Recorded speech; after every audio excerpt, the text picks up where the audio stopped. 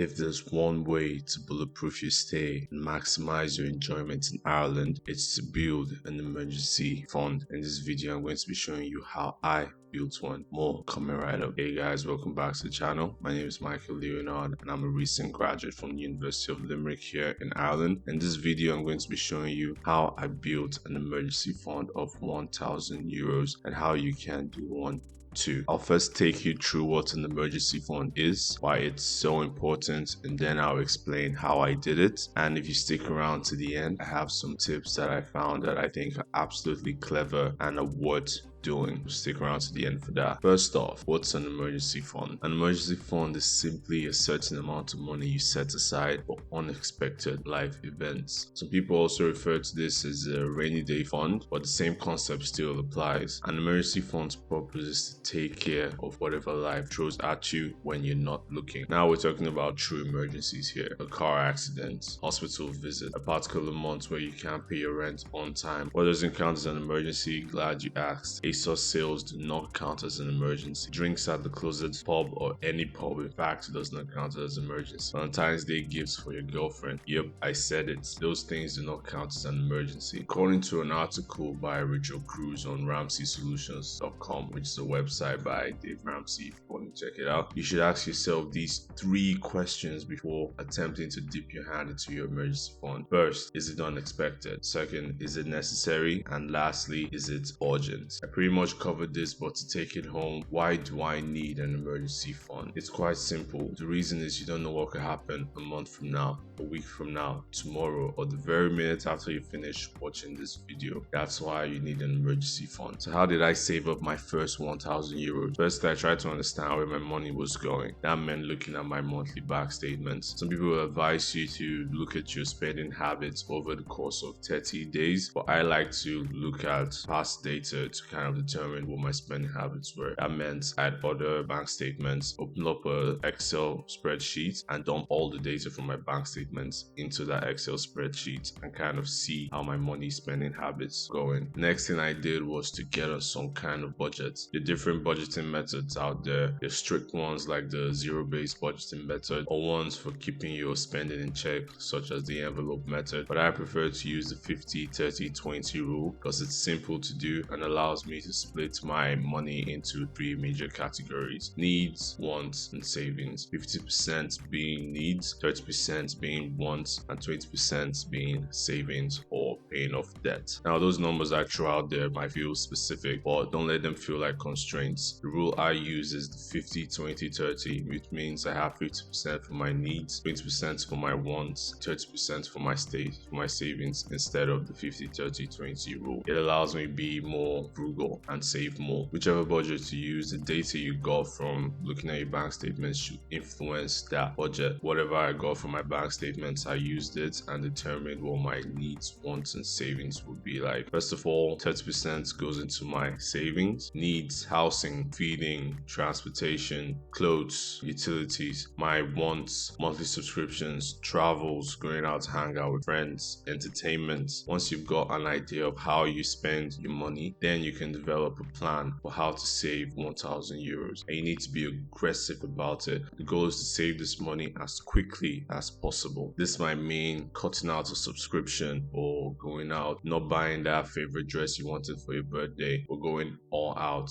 But it's not easy to do this manually. That's where this app I've been using comes in handy. Before that, a word from our sponsor. This video is sponsored by my newsletter, Friday Recs by Michael Leonard. Sometimes we struggle to get recommendations for little things such as books or movies we want to watch, or things like music, or just places to go in general. That's why I started my newsletter. Every Friday I send out a post containing a list of things I found worthwhile over the week, knowing that it might be worthwhile to you as well. If you'd like to get in on the action, I've left a link in the description so you can subscribe and join the Rex family. No spam, just great fun. Now back to the video. While I was researching for a way I could use to save up my emergency fund, one thing kept coming up: automate, automate, automate. automate the process. So I set out to find an app that could do this seamlessly for me. I found several, but only Plume stuck out. Plume is a smart money app. It's helped me save and manage my spending through its seamless automation. When you first create an account with Plume and log on, you'll be asked to put in your details, put in your account information. Based on those details you put in, Plume will then analyze your bank account and will then come up with some kind of rule for saving in a way that it won't affect your daily activities. This way you don't save beyond what you can't handle. Another cool thing about Plume is something that Alex Hormozi has been speaking about. He calls it the skill of checking your bank account daily. Plume helps with this by sending a daily notification of what's in your bank account. So every morning they send your account details so that you can keep up to date and know where your money is going or what's in your bank account. Not to mention the cool UI and the cool packaging that comes when you order a debit card. Plume's rules coupled with your budget is guaranteed to save you 1,000 euros as fast as possible and quicker than you expected. It got me to my goals in under 3 months. If you like to try Plume, I've left a link in the description. I have friends that use Revolut. It has a neat vault system. I also use the Revolut vault system, but I can't figure out how to automate the savings yet. But when I do, I'll let you guys know. So you've saved 1,000 euros. Now what? Well, you can rest easy knowing that you've accomplished your goal. You've saved 1,000 euros, which is a big financial cushion for a student, and you've developed a new habit of saving. Or you can increase your goals, increase the limits on your goals, and adapt your goals because your needs are going to increase exponentially compared to when you were in university. To put that in perspective, in uni, my fixed expenses ranged from 200 to 300 euros because my parents were covering me. But once I got out of university, my expenses now range between 800 to 1,100 euros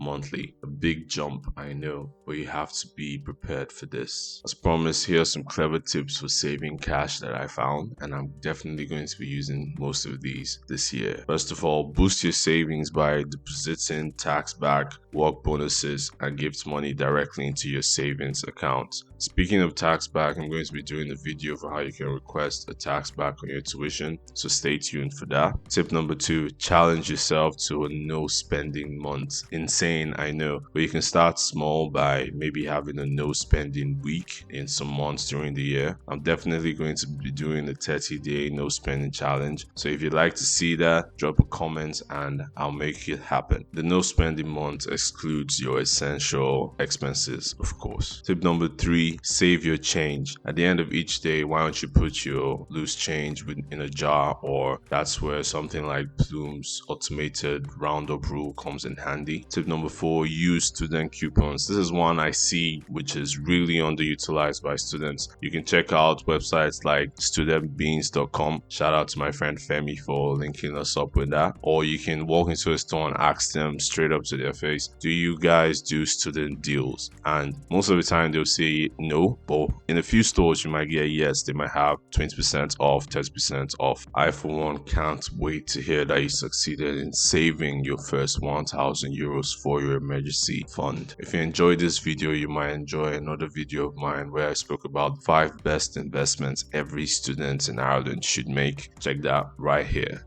See you next time.